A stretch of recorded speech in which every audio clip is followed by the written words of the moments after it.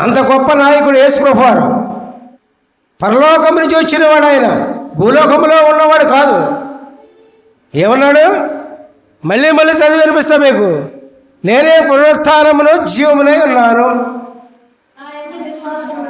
నా యందు విశ్వాసం ఉంచేవాడు చనిపోయినను బ్రతుకును. అంటే యేసు ప్రభువునందు విశ్వాసం ఉంచినప్పుడు పాపం చేసిన మనము పాపం చేసి చనిపోయిన మనము దేవుని యందు విశ్వాసం ఉంచినప్పుడు మళ్ళీ బ్రతుకుతాం. బ్రతికి నా యందు విశ్వాసం ఉంచేవాడు బ్రతికి యేసు ప్రభువునందు విశ్వాసం ఉంచిన వాడు ఎన్నటికీ చనిపోయాడు. అంటే పాపంలో పడడు. హల్లెలూయా, ప్రైజ్ ది లార్డ్. అదండి పాపానికి ఆనకట్ట. ఏది రేవులు కాలువలో ఇవన్నీ ఉన్నాయి కదా, వీటికి ఆనకట్ట వేస్తారుగా. ఆనకట్టలు ఉండవండి. ఆనకట్టలు లేకపోతే మొత్తం ఇళ్ళన్నీ మునిగిపోతాయి. మునిగిపోవా? అట్లాగే మరి మన జీవితంలో పాపానికి ఆనకట్ట అయిపోతే, యేసు ప్రభువునందు విశ్వసించి పాపానికి ఆనకట్ట అయిపోతే మన జీవితాన్ని నాశనం చేస్తుంది, మన బ్రతుకుని నాశనం చేస్తుంది, మన కుటుంబాన్ని నాశనం చేస్తుంది, మనల్ని నాశనం చేస్తుంది. నాశనం అంతా ఎక్కడుందండి? పాపంలోనే ఉంది. పాపంలో ఎప్పుడైతే మానుకుంటామో యేసు ప్రభువునందు విశ్వాసం ఉంచి అప్పుడే నిత్య జీవము. హల్లెలూయా, ప్రైజ్ ది లార్డ్. మనకు నిత్య జీవం అంటే ఎల్లప్పుడూ జీవించుట. నిత్య జీవం అంటే ఎల్లప్పుడూ జీవించుట. ఎల్లప్పుడూ భూలోకంలో ఉండగాను దేవుని రాజ్యంలోనూ నిరంతరం జీవించాలి అంటే పిల్లరా యేసు ప్రభువునందు మానకుండా విశ్వాసం ఉంచడమే మీ పని.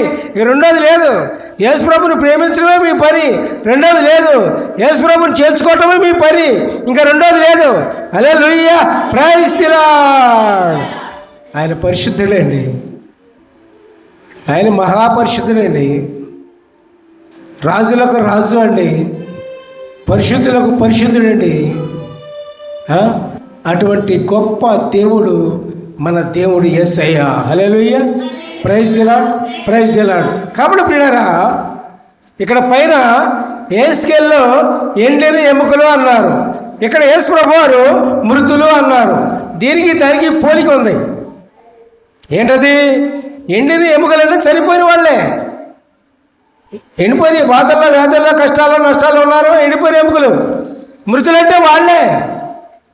మృతులంటే వాళ్ళే, చనిపోయిన వాళ్ళే, ఎండిన ఎముకలే. ఆ ఎండిన ఎముకలు కలిగినటువంటి చనిపోయినటువంటి మనము, ప్రతి మానవుడు దేవుని యందు విశ్వాసం ఉంచినప్పుడు, ప్రభువునందు విశ్వాసం ఉంచినప్పుడు, యేసయ్యందు విశ్వాసం ఉంచినప్పుడు మన సజీవుల లెక్కలో మార్చబడతాం, సజీవులుగా మార్చబడతాం.